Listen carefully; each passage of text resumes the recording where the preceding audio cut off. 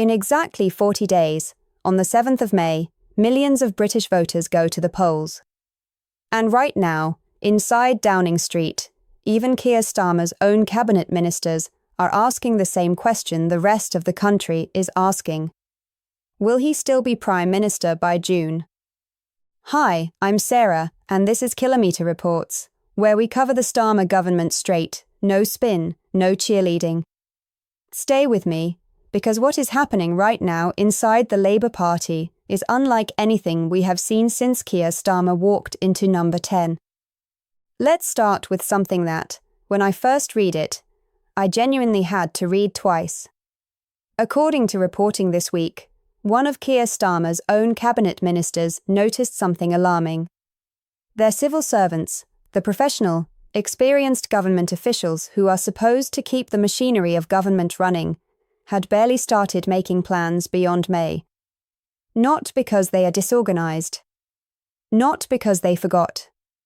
But because even the people inside Whitehall don't know who will be running this country in 6 weeks' time.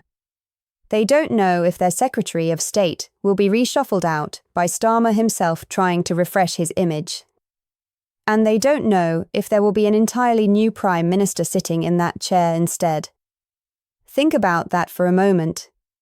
The civil service, which plans everything, which prepares for every scenario, which keeps the country running regardless of who is in charge, has effectively hit pause.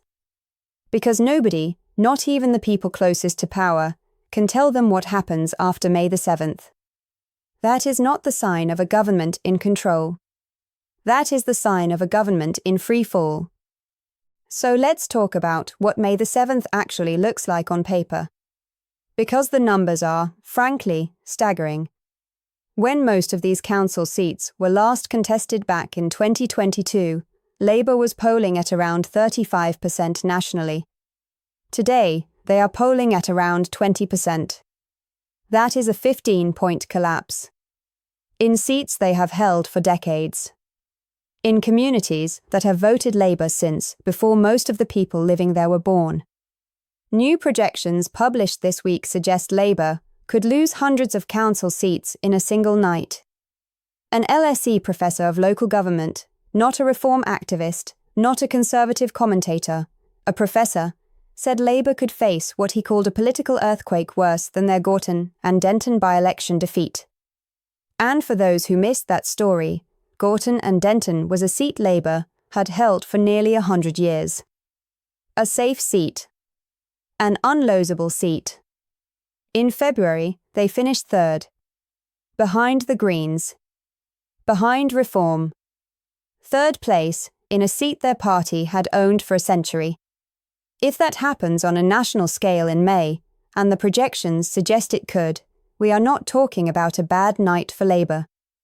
We are talking about a historic wipeout. Now I want to pause here and ask you something directly, because I genuinely want your view on this. Do you think Keir Starmer will still be Prime Minister on the 1st of June? Drop your answer in the comments, yes, no, or honestly not sure. Because the people who work in Westminster cannot agree on it. The people who write about Westminster cannot agree on it. And I think the people watching this video are going to have very strong opinions either way. Let's talk about what Starmer's team is actually doing about all of this. Because there is a strategy, and it tells you a lot about how this Prime Minister operates. According to reporting this week, a group of cabinet ministers have essentially formed what insiders are calling a protective circle around Starmer. They are holding one-to-one meetings with Labour MPs. They are urging people not to panic. They are making the argument that bad midterm results are normal, pointing to examples like Barack Obama, who had a difficult set of midterm elections in 2010, but went on to win a second term. And on one level, that argument is not completely wrong. Governments do often take a battering in midterm elections. It happens. It has happened to strong governments and weak ones. But here is the difference. Obama was dealing with one major crisis, a financial crash he inherited, with a clear direction and a clear identity. Keir Starmer, by contrast, has now reset his government 5 times in under 2 years. 5 resets. 5 fresh starts. 5 new directions. And after every single one of them, the polling has stayed stubbornly in the same place. His net approval rating is -30. A poll this year found that more than half of British voters think he is as sleazy as or sleazier than Boris Johnson. Boris Johnson, the man synonymous with Partygate, with broken rules, with outright dishonesty in office. That is not a government that has hit a rough patch. That is a government that has fundamentally lost the trust of the people it was elected to serve. And the May elections matter for another reason beyond the seats themselves.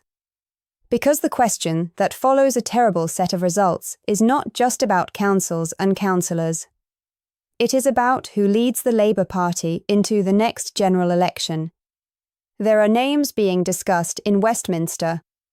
There are MPs who are watching and waiting and not saying very much publicly, which in politics usually means they are saying a great deal privately. One name that keeps coming up is Wes Streeting, the Health Secretary. Another is Ed Miliband. There is ongoing speculation about what Andy Burnham, the popular Manchester mayor, who was blocked by Labour's own party machine from standing in the Gorton and Denton by-election, might do if the door opens. Now, a change of Labour leader does not automatically mean better news for Britain. That is worth saying clearly. A new face at the top of a struggling government does not fix the underlying problems. But the conversation is happening. And the fact that it is happening openly, in national newspapers, 6 weeks before a major election, while the Prime Minister is still in office, that alone tells you something significant about the state of this government. Here is my take. And I am being straight with you, as I always am on this channel. Keir Starmer has had nearly 2 years. He came in with an enormous majority, with goodwill from millions of voters who desperately wanted change after 14 years of Conservative government. He had every advantage a new Prime Minister could ask for. And what has he done with it? He has delivered 5 resets and a -30 approval rating. He has presided over scandal after scandal, from the Mandelson affair to the boats crisis to a PMQ's performance so evasive that Reform MPs walked out in protest, and the BBC received letters from members of the public demanding the Speaker intervene. He tried to cancel local elections, actual elections, and only reversed course when Reform UK launched legal action in the High Court. 40 days from now, the British public gets to deliver their verdict. Not in a general election. Not in a Westminster vote. In thousands of towns and cities across the country, in local elections that will send a message that is impossible to ignore. I think that message is going to be loud. That is it for today. If you think I have got this right, or if you think I am completely wrong, tell me in the comments. I read every single one. Give this video a like if it gave you something to think about.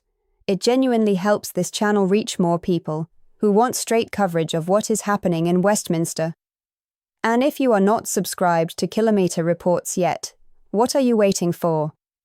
We cover the Starmer government every week, no spin, no party line. Just the news, straight to you.